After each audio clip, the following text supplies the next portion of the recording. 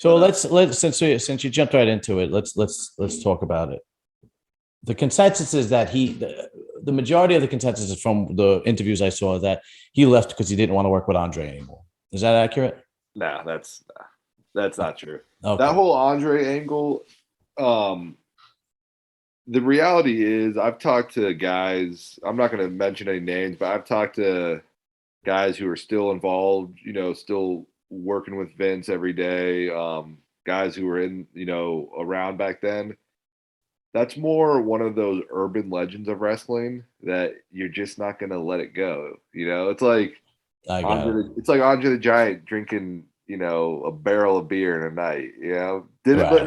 Let's be real with ourselves, guys. Yeah. It Yeah. didn't happen. Yeah. Yeah. Um, Yeah. He didn't and flip a car over. Yeah. exactly. And I think it's just one of those. They were always my dad and Andre. They were always the two rivals, the two giants. And towards the end, from what I've been told, Andre did have a big problem with alcohol. He was just, from what I've been told, Andre was always miserable towards the end. His body was always hurting. Yeah. He was never happy. He was always miserable, always drunk. Um, and I think there were times where my dad was basically said, "Look, unless you guys can control him, you know, we got to figure something out." But I believe that happened more in the I think that happened more in the mid '80s when they were having their really big feud. Because when my dad came back as a face in '89, he was working with Andre, but by that time, Andre's matches were so Yeah. That was shot. yeah, like Andre wasn't doing anything in his matches. Yeah. A lot of it with tag teams too, right? exactly it was all Yeah. tag team stuff, and Yeah. no, it was he walked out. I mean, I have the documents from Vince McMahon basically saying you had no intentions of honoring our agreement, all this stuff. Ah, And okay. it's all from, I mean, it Okay. all comes down to money, unfortunately. All right. So let's the wives' tale or the rumors or the stories that you get on the interviews, and this was when I was watching the interview with Greg Valentine, is that anytime your dad did an interview or Mike Skills, he would always say, "Andre, you're not the real giant. I'm the real giant." And according to legend, that's what pissed Andre the Giant off. On top of his entrance into the ring, Yeah. Like, Big John Studd would also throw his foot over his ring instead of going through listen, the ring. I'll just go in right there. That Yeah. whole stepping over the top rope, that no one even mentioned that until Vince McMahon said that on that HBO documentary that they did on Andre the Giant. Really? If that was said before then, someone needs to show me that interview because I swear until Vince said that on that HBO thing, that was never rumor. And the whole thing about my dad saying you're not the real giant, yada yada yada. They by my dad saying that they're both making more money. So why wouldn't on it's just I think again that's just feeding the urban legend. That's just feeding the myth that is Andre the Giant. And I hate to be saying this to like to be killing it in a way, but at the same time it's getting out of hand almost. Yeah. Well, I mean, I'm inclined to believe you because that's the perfect angle for a feud. It is. There's two massive human beings, huge, right? You're not the real giant. I'm the giant. And Andre John's like, no, I'm the giant. They both step over the rope. It's almost like a slap in the face, figuratively, in front of everybody, like a heel does, right? Exactly. Like, screw you, I'm the giant.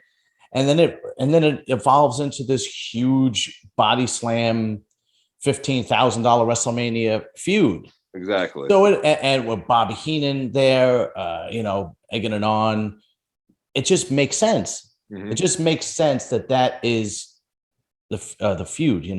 I mean, there's rumors that Andre would really, beat the hell out of your dad in the ring and so on and so forth. Now, that may have happened. I mean, Andre he was a drinker, Yeah, he absolutely. may have got out there. But when you look at my dad and then you look at Andre, and I always tell people this. I mean, look at my dad. When my dad was in his prime, my dad was big, jacked as shit. Yeah, my dad was huge. My dad was a tough boy, grew up on the farm. Yeah.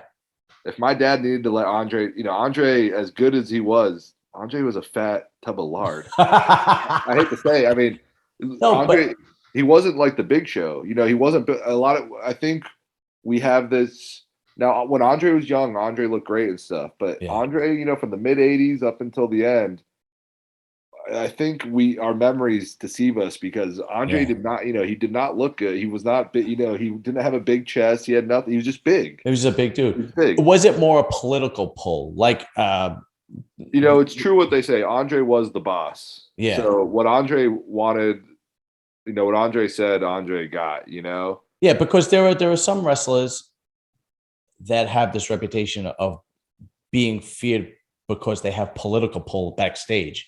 So Shawn Michaels has that reputation back in the day. From what I understand, he was also bad with drugs and alcohol. I mean, I don't know, but this is just from what I've seen on interviews. And there's that big match with Vader. And like as if Vader couldn't snap him in half, right? But it was more like, oh, but he's gonna go back and fucking talk shit to Vince because he's got Vince's ear. Could have that been the deal with Andre? Like, we You don't know, know what he's gonna say or do. honestly, probably because it's like what I said. They're both making money. I think my dad in his head, it may have been, hey, you know, him and I, when my dad met my mom, he was flying with Andre on a plane. You know, him and Andre were friends. They weren't. It's not like they were just. They weren't. They were more than just business acquaintances. You know. Yeah. Um, I would have to think so because they work so much with each other. You exactly. have to get along with each other. Exactly. So I think there were. You know, I'm sure my dad. It's just like in this business. There's you know when you're getting in the ring with a tougher guy or a rougher guy. So I'm sure there's times where my dad he knew that he may be getting or Andre may have drank it a little more than he normally does. Mhm. And those chops might lay in a little harder or those kicks might be and yeah, you don't want to really retaliate against him because well it's like what you said, you know, what if he goes in the back and says, "Hey, I don't want to work with Big John Studd anymore."